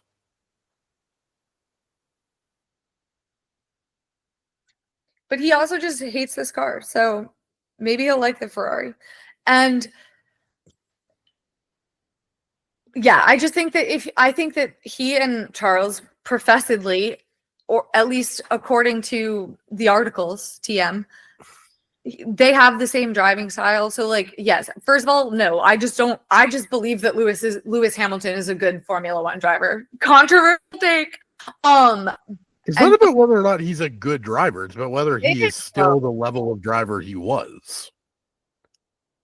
Like, you can't tell me that you don't understand my argument. That's the thing, is like, people like to, because Lewis Hamilton for inhuman stretches of time was like perfect and never had, like, there was 4 years between when Lewis won in 2008 and when he went to Mercedes and then ultimately won in 2014. Like, Lewis has had, like, the Canadian Grand, like, Lewis has had moments before where people were like, did Lewis forget how to drive? And he didn't. He doesn't do well in the midfield. He needs a race. When Lewis Hamilton is in a race-winning car, he locks the fuck in. And that's...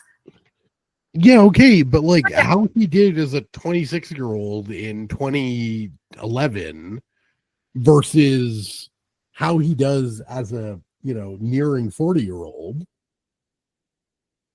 Very different things. I think Charles is going to win, but I think you're crazy to be like, Lewis is going to not win as many races as fucking Carlos Sainz. You're literally saying that Lewis is worse than Carlos Sainz. No, Carlos has only won 2 races. Yeah, but if the Ferrari has a year-long race-winning car, Carlos would have won 3 races. And that's fine. If you're going to fight for the title, fight for the title. And then when it starts to come down to it, you have then earned deference by beating that person. I just really think like, I have watched Lewis more intently than you have. Okay. Yeah, no, I know. I just don't talk about it because I'm not here to spread negativity. I'm here to spread propaganda. But like, this guy is my teammate, right? Like, he is. Well, because you're my driver. I have been paying very close attention to the Lewis experience. It is fucking bad right now. You know what? I just believe, like, he just will be. He won Silverstone, and you know what? on that. Like, did we forget that happened? I just feel like he still has the ability to lock in when the car, like, he only won Silverstone because Mercedes sabotaged George. be fucking for real right now. Well, okay, he was leading, and then his car stopped working, and he lost pace, and then Lewis got ahead of him, and then he DNF'd. Yes, they remotely mechanical DNF'd his car. That's absolutely what happened. Listen, we're not getting sidetracked. Ferrari 2025. I have faith in Charles because I believe that Charles is the best qualifier on the grid. And I mean, here's the thing. George is out qualifying Lewis by more than Charles is out qualifying Sainz. Just FYI. that's because Lewis self-professed. Listen, he just You can't say, oh, you think Carlos Sainz is better than is better than Lewis Hamilton? How to qualify. I think he's gonna remember how to qualify. I also think that Even the qualifying pace is the thing that goes first. When these drivers age. We shall see. We shall see. I'm just saying. This is a bad take by you. No. 50 points? 50 points is crazy. No. Seb didn't lose to Charles by more than 50 points in 2020 when he was like fully DNFing every other race because of mechanical shit. Yeah, but that was back when, but as you point out all the time, the points gap increases exponentially.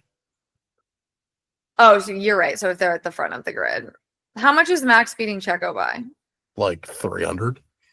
Okay. Oh, okay. So 50. No, I stand on business. I think Lewis is going to be good because I think that Lewis Hamilton is good. And we have the same. I believe. Let me find out how many points Max is beating Checo by exactly. Max has 339 points. Red Bull Perez has 242 points. Okay, so that's like 100. Yeah, no, there's no way. No, sorry. No, to be clear. 242 points is the gap. Checo has one. I will bet you $100 that not Nico Rosberg. Oh my god, that Lewis Hamilton is within 50 points of Charles. $100? Yeah. Thank you. Free money. Cool. Great. Yes. There simply ain't no way. And you're banking on Ferrari being good because the points increase exponentially. And I wish that and desire that with all my soul. I know better than I've seen no indication that Ferrari have changed their ways at all whatsoever. So Lando is beating Oscar by like 80 points right now. Yeah, I think Lewis is going to do better than Oscar. Yeah, but Charles is way better than Lando. Well, yeah, a good point, a good counter. No, is 2025 the year Piastri gets his shit together and actually like seriously contends? You're just never going to get me. Lewis Hamilton could just drive every single turn one, drive straight into the wall head on for no reason, and I would get online and defend it. Yeah, I know. Like you're a sycophant. Great. Because you're our own little cult LH member. I am not a cult LH member because I am rooting for Charles. I'm Lick Fossey more than anything. No, you're a Seb Fossey. That's true. I'm a Sebastian Vettel stan above all. That is where my true loyalties lie. But I need Charles to win one world championship. Otherwise, I will say, first of all, I want that for him just in my heart. But also, I've talked a lot of shit on the internet. So if he could win a world championship, that would just be so awesome. Look, Charles, here's how this plays out, okay? Charles wins his 8th next year. George wins his first in 2026. Charles has won no championships so far. Do you mean Lewis wins his 8th or Charles? Sorry, Charles wins his first in 2025. George wins his first in 2026, and then we just get the really funny thing of like Mercedes dominance, and like 2026 is like pure Merc just kicking the shit out of everybody. No. Why would I want that? Why would I want that at all? Because no, then we get the fun thing of Lewis Hamilton asking Toto Wolff if he could have his old seat back. No, here's what I think is going to happen. This is my future. I'm taking over.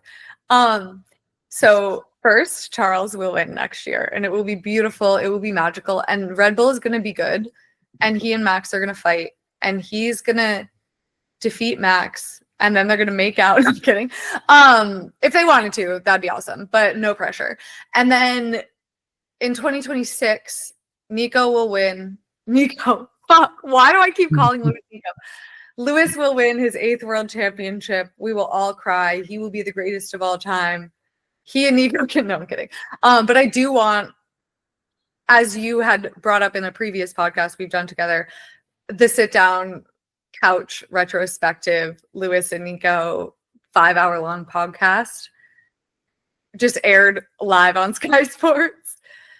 He retires. Who will go to Mercedes? I mean, not Mercedes. Not Mercedes. It's only Behrman. That's the other thing. Ferrari for the next couple of years is gonna suck because we like mostly know the pieces that are gonna move. Obviously, Franco will then go to Ferrari.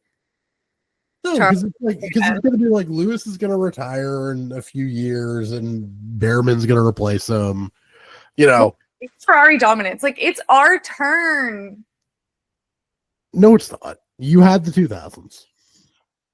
I was not sentient, and also I hated Ferrari at that time, and I still do a little bit in my heart, if I'm being honest. But a little bit. You fucking despise Ferrari.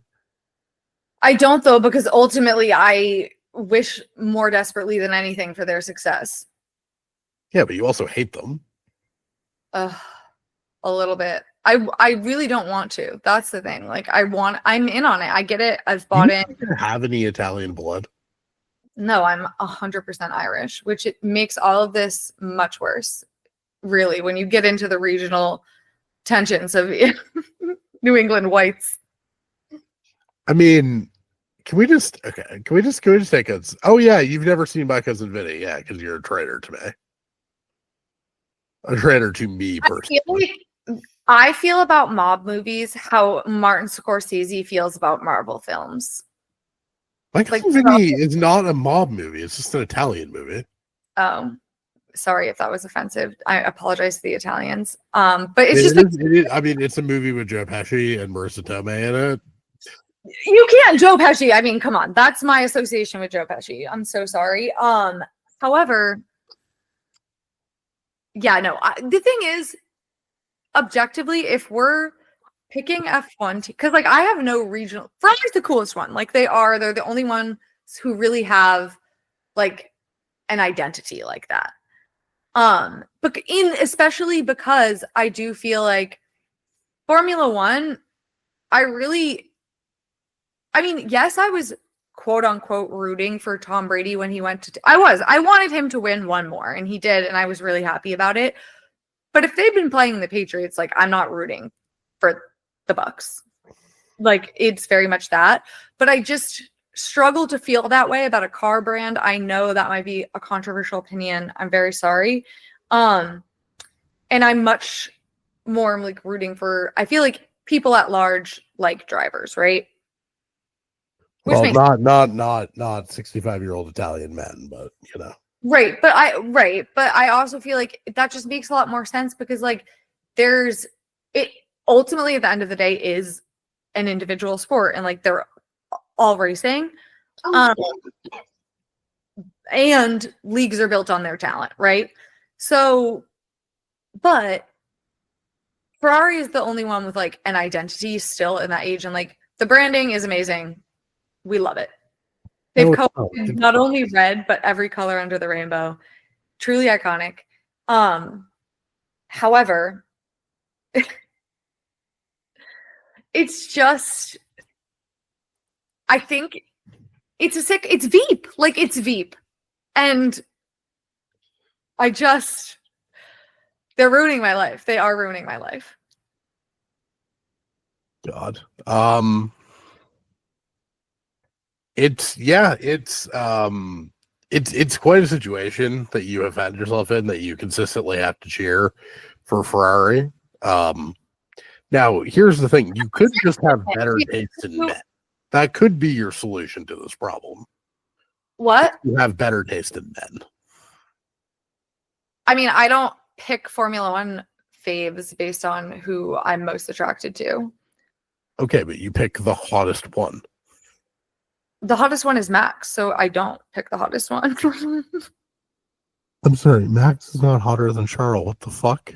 I mean, Charles is very good looking, but in terms of like who, if you put me in a room, if you like clockwork orange my brain, and made me forget who all of them were and put me in a room with all of those people, I could tell you 11 times out of 10, I would be into Max. Yeah, well, I'm not sure that says great things about you as a person, given Doesn't. I love a blonde man who I'm like, I could fix him. But no, I like listen. Can you though? Always. The three men he admires most are Jos Verstappen, Helmut Marko, and Nelson Piquet. No, I mean, listen, obviously in reality, I'm not like, because I could never not have like an openly adversarial relationship with those people. Obviously not like in real life, but I'm just saying. No. In the very real situation where you and Max Verstappen are about to fall in love, let's live in that reality, please. Okay, sure. Me and Max we're holding hands, skipping down the beach. Do you think Max Verstappen has like this is I don't think Max Verstappen would like me. Like, well, no, because I don't know. It's with that kind of guy. It's like, is he into the fighting, or is he like not into the fighting? Yeah, like I think these people date Instagram models, and I'm very confident with the way that I look. But like, let's be real. Like, there's levels to this game. Yeah, I don't know. Okay, gun to your head predictions. Where Max Verstappen and I are in love. Continue. Gun to your head predictions. Who is driving beside Max Verstappen in Red Bull next year? Oh, I thought you were about to ask me some proposition about what I would do about Jos Verstappen and when Max and I are in love.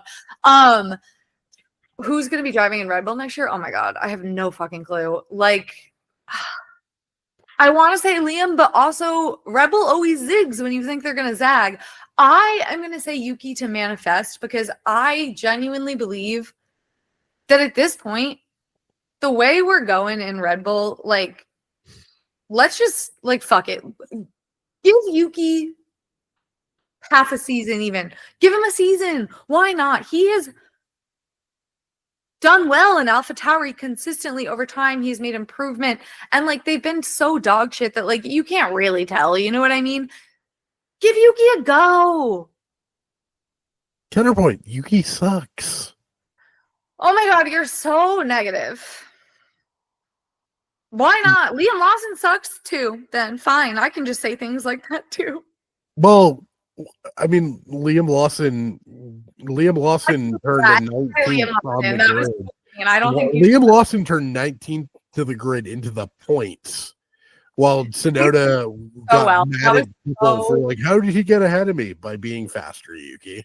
That was mean. That was mean to Liam Lawson, and he does not suck. I'm so sorry. Also, Lawson didn't Lawson kick Tsunoda's ass last year when they were teammates? Hang on, I don't know. That might be. Also, do you want to know the real reason I want Liam Lawson on the grid? Why? Bottom representation. I have just never felt a feeling about Liam Lawson ever one time. Yeah, but it would be so funny. It would be so funny to have somebody who just so aggressively looks like a bottom on the grid. You're literally the tweet that's like, F1 needs to bring back German twinks, please. The ecosystem is suffering. So Sonoda, as of post the Japanese Grand Prix last year, Liam was 3-0 in race head-to-heads. Okay, fine. I'm just saying, I don't think Sonoda is. Okay, well, what is it? 12? No, Yuki beat. Wait, where are you? Oh no, you're right. Yeah. I'm just saying. I think it looks. Twitter is telling me that Yuki is losing. Okay, so fuck it, give it to Liam. Actually, I think you should give it to Franco. No, do not put Franco in the Red Bull immediately. You're right. Franco then he'll just crash out. He needs to go to a loving home. No, put Franco in Liam's seat, but Liam in Checo.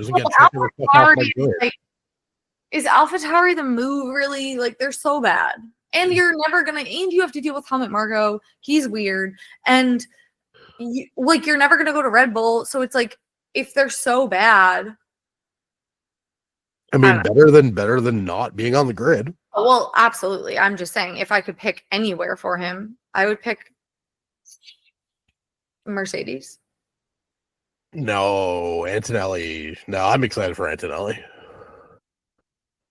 Shoe child. The light of my life needs a place on the grid. No, I'm kidding. But I do think that if we want to get rid of a rookie, can we just get rid of this Bortoletto kid who I don't give a fuck about? Oh, that's mean. You wanted Jack Doohan to get you wanted Jack Doohan to get the I don't that was so mean though. Like, you're right. People, I feel bad for the Jack Doohanites of the world, but like, unfortunately, needs must. And I would. Can we just get Esteban off the grid? Stop! Don't be mean to Esteban. Why? He sucks. He's fine. I don't know. I feel like they should have just kept him here. No, they needed that team. That team dynamic was not working anymore. I feel like they're both fine. They're both doing fine. Yeah, no, they're both doing okay, but like they hate each other. And like, as much as they were happy to get that result together, like they're just like the incredibly low stakes version of Mercedes. What has really happened between them? Like, is it that, like, can they not be cordial? They seem like they can be cordial in public. Well, they hate each other. They like hate each other, but also like secretly wish that they could undo, like, but they also know that they would be better off if they could just get rid of whatever baggage is there.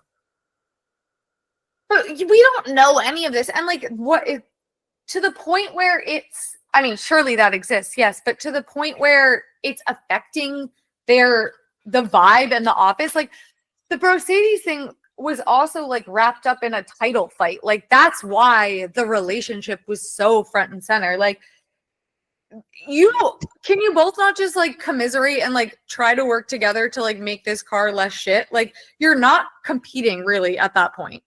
I mean, did you not watch Monaco?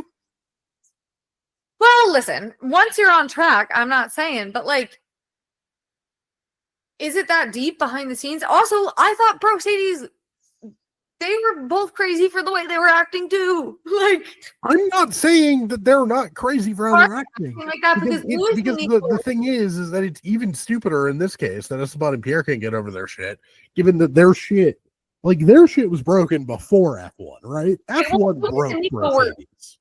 They were mad at each other over like fucking engine modes and shit. Like, what? That's my point. Is like, what is Alpine? Like, is it that deep at Alpine? Like, they're not. Well, but the thing is, we don't know because it happened 10 years ago, and they're still being pissy about it. And like, it's also in a midfield car, so again, like, it can't be that deep. which is why it's the like extremely low stakes, extremely dumb version of Mercedes, because Mercedes at least was fundamentally, yes, it was a quote unquote about engine modes, but it was actually about like, 15 years of their relationship together and who they think is better and their conceptions of themselves and Nico and all of them wanting to, perform up to the sort of like standards of Keke's name and all of that, and Lewis and the racism and so yeah, they were fighting quote unquote about engine modes and about it was like Monaco, but they were not fighting about those things. This is just the dumb low stakes version because it's like what they're fighting about doesn't matter on a surface level. It doesn't matter. Whatever thing in their past made them hate each other, you should get over it because you were 18 when it happened. 2, none of it matters because you're not fighting for wins or whatever. And 3, you're at fucking Alpine. Who cares? Right. That's my thing is like, what could you have possibly done to each other at 16 years old that you as a 28-year-old still look upon as so unforgivable? You know what I mean? Yeah. Like you're different people. I mean, who knows? But I just feel like I don't know. I feel like, did one of them really need to be fired? Like, was it that untenable of a situation? I think it pretty clearly was that untenable of a situation, given that they were talking about potentially, benching Ocon for Montreal. Like, yeah, that's true. They should have done it. They fuck this giving the rookies like an FP1 session. They should just give all the rookies one race a season. Throw them in there. I know we have so many fucking races now. Might as well. I know. Like, come on now. Give me like the Jack Doohan v Franco v Behrman. God. I like when they throw someone in there. I think it mixes things up. And now that we have so many races, it's going to keep happening more and more because people get sick and like have like life events and stuff. Not that, I mean, I've always thought it was crazy that they go to like fully like they'll be like, oh, like his wife is in the hospital having a baby right now as we speak. And here he is at the 1980 whatever Grand Prix, and I'm like, the way that I would. And the thing is, if you're Jason Kelce at the Super Bowl, that's one thing. You know what I mean? If this is a title fight, we're coming down to it 99.99999% of the time. That is not the case. And I'm like, genuinely for P11, like you would truly never hear the end of it from me. That's all I'm saying. Is I would just be like P11. Oh. Well, this has been delightful. Thank you so much for beginning. Listen, next year's another year. They're gonna have another crack at it. Well, I mean that could be the Ferrari slogan at this point. I'll genuinely like if they continue to be bad, I don't know what I'm gonna do. If Mercedes has the fastest car next year, how much fun do you think it'll be that with Team LH just losing their minds? Here's the thing. At the end of the day, ultimately, I will be sad about it because I love Lewis and I support him. However, as we have previously said in this podcast, my loyalties lie with Seb. And that, like, listen, they talked a lot of shit about the quote unquote downfall of Sebastian Vettel is all I'll say. And I would enjoy watching the suffering online from some of Team LH's most ardent members because there are also some very anti-Seb members, which is fine. Everyone's allowed to have their preferences, but I'm also allowed to enjoy that. And you know what? But it's not going to happen. Like Lewis is going to be good and Mercedes is not going to be the fastest. Please. I would be so mad. I'll be so mad. Why are you such a hater? Because I need Charles to win a world championship. That is my only priority. It is my only dream. Do we think Antonelli gets a race win next year? No. Oh, bold. I think George will win 2. Okay, I'll take 2. Charles is going to be 19. I mean, if you think George gets 2, Lewis gets 3. so you don't think you don't think Max wins a single race next year? Okay, right. I wanted them to be in a title fight. All right. George gets 2. Charles can have 12. And Max can have whatever the subtraction of that is. You're just wrong on this. Anyways, at Formula whatever on TikTok, Twitter, Formula_ whatever on Instagram. And YouTube. Just Formula. Formula whatever on YouTube. Follow me on Twitter at Eastern Show. Follow my YouTube channel. Like and subscribe to this video. Political writing at scriptscripted.substack.com.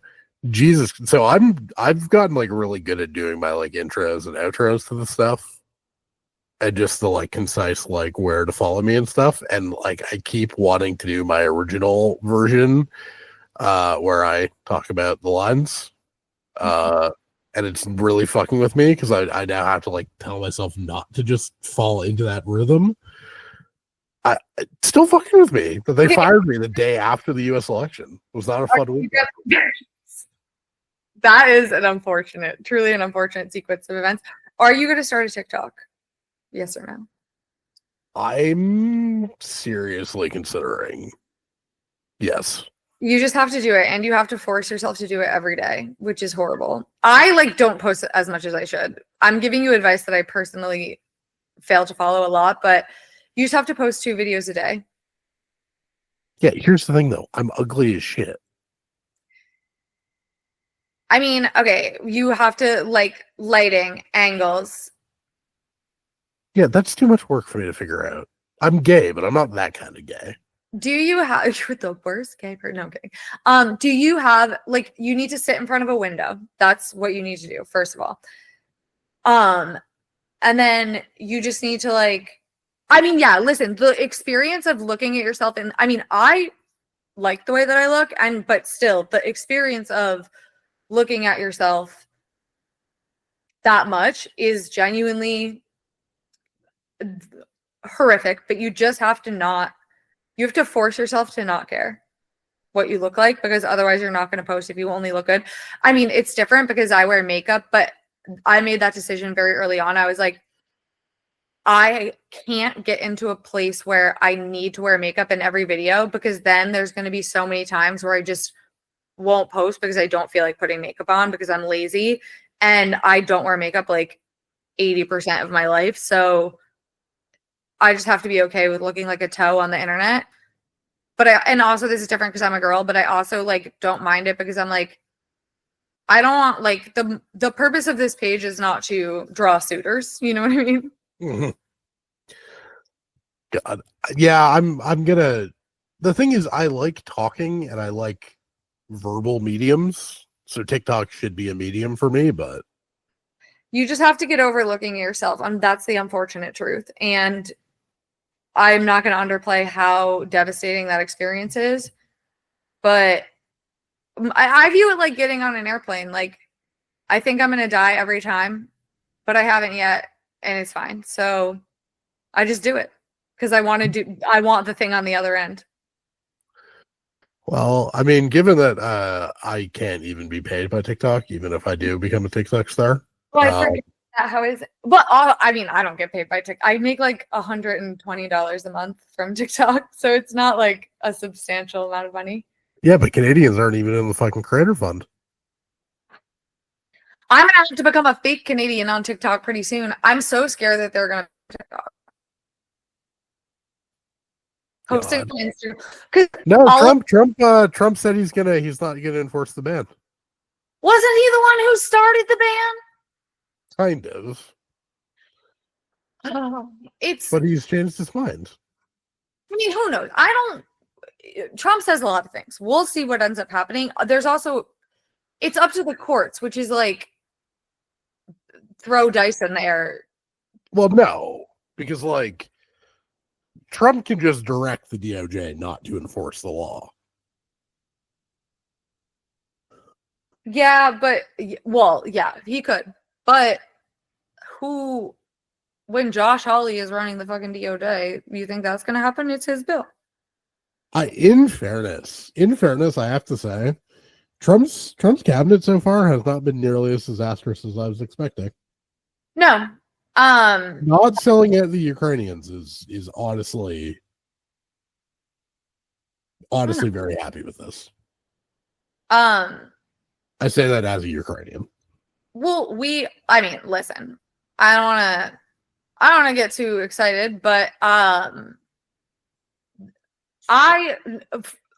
for the myriad of reasons, I will take a war with Iran if it means that we don't give Ukraine to the Russians.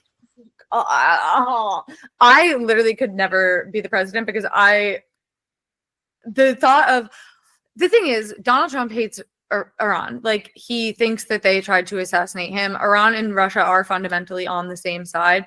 And also, my thing with that is I think Donald Trump thinks like Putin's going to piss him off. And also, I'm conversely convinced that Zelensky is personally charming enough to win Donald Trump to his side. It's like the North Korea thing, like where Donald Trump was like, me and Kim Jong-un are BFFs. They went there. He didn't like instantly agree to be a friend of America. And then he was like, I'm going to nuke you. You know what I mean? Like, I mean, I hope that Ukraine doesn't get fucked over. Hopefully. But I was Lil Marco at state is a good sign. Yeah. I was never that worried about Ukraine specifically. Foreign policy wise, I have other much more substantive concerns about Donald Trump. But I can't believe it. But I should believe it. It's the most believable thing ever, of course. America failing is always believable. We just, how does it keep getting worse? You know what I mean? And fucking Danica Patrick is good. The fact that she's almost certainly going to be on the Las Vegas broadcast. She's been on more than Jensen and Nico this year. Because yeah, she's done I think every North America. God. I just almost got into a deeply thing about Mexico, but like every Canadian and American race. Western Hemisphere race. No, that's worse because that extends to Brazil, which is not true. No, was she not in Brazil? I don't think so. Oh, I thought she was. Okay, never mind. Then, but she also, I feel like she went to a few other ones this year too. Like I need to. Yeah, she might have been in Europe once, I think. I've been meaning to for a while go back and catalog like how many I want to know. I want hard stats on like how many races each of them a year do, which ones they do over time. But my gut feeling is that she got more races this year than last, which is insane. When do we get Nico before the end of the season? I feel like we'll get at least one more. I would guess Abu Dhabi, potentially Qatar and Abu Dhabi, because they're back to back. I hate the fact that they did 2 weeks off between triple headers instead of just doing double week off, double week off, double. Would have made so much more sense. I feel like they should have just given them. I feel like they should have given them 1 week off, and maybe I'm horrible for that because that's me saying they deserve less rest. But I guess just from my perspective, I would like the way the season was so stretched out. They need that in the middle of the year. They need that to an extent for development and like fixing the car and like working basically. But I would rather have that week on the back end when I can just like go beyond my vacation as opposed to I got to fly all the way back to Europe for 2 weeks. Then I got to fly all the way back. Like, let's just knock this baby out. For sure. Last question. Does Danny Rick show up at some point in Vegas? No. He's in America still. I feel like if he was going to do it, he would have done it in Coda because he had that pop up and all of these things planned. But I feel like him not going to that shows me that he knows that it would be embarrassing. Fair enough. Anyways, thanks for coming on. Maybe we get, I say, there's a distinct possibility that we see neither hide nor hair of him, and then we see pictures and or videos of him at like Max's championship party. Yeah, because we know he's in because he was just in Buffalo for a Bills game. So right, and his residence in the U.S., if I'm not mistaken, is L.A. So it's not that far. I could see him flying out to go to Max's victory party, but not like going to the paddock or anything like that. Yeah, that would make sense. Okay, thanks for coming on. You're welcome.